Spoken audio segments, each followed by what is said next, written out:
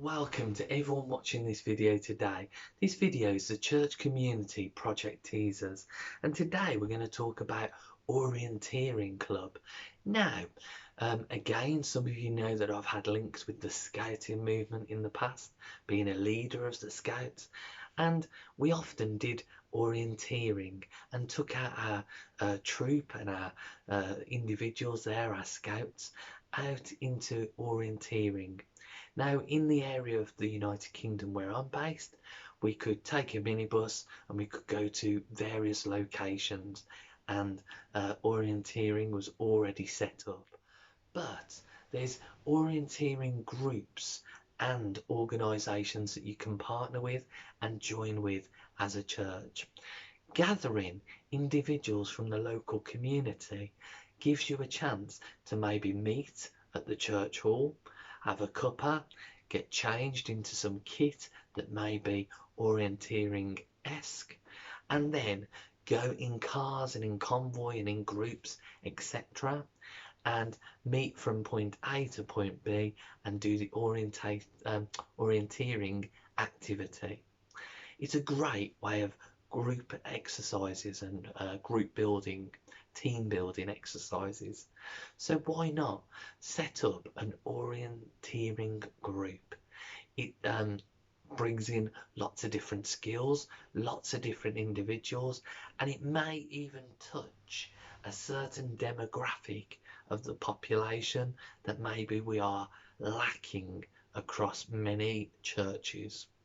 I'll leave that with you without being too stereotypical or generalising about who may turn up to an orienteering club. In my past experience, it's been the scouting movement and some of the other uniformed groups that were girls. But then in the adult population, it's largely tended to be, in the groups that I've set up, males that would attend that group. Maybe for a variety of reasons, maybe because it was me setting it up.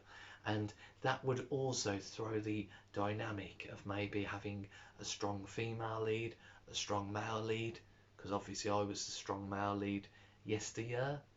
And with that combination, obviously attracting various individuals to make it a very mixed fellowship group.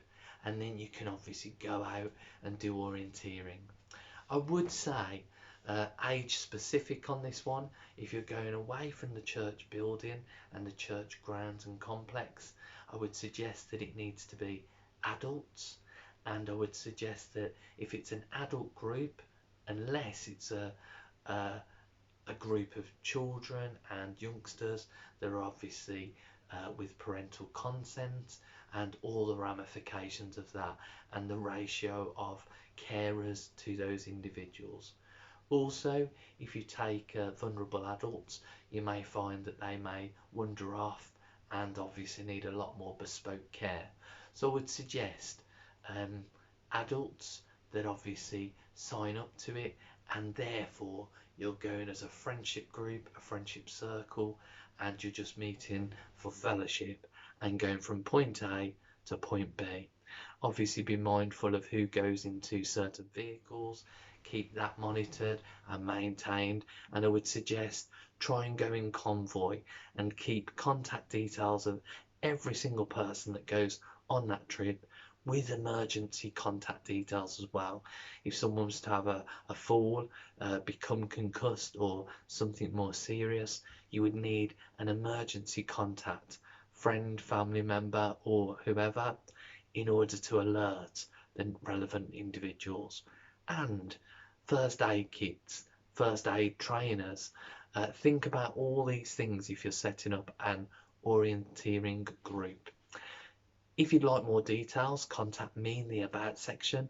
Again, this is something that I've facilitated, I've set up, but I've used outside organisations to partner with in terms of the scouting movement, other organisations that offer them, and country parks that have all these sorts of elements already situated for orienteering to take place. I have set up orienteering from scratch but that's very labour intensive and very time consuming, when obviously you can just link in to what's already there and what's working superbly. So, another project idea, Orienteering Club. Why not?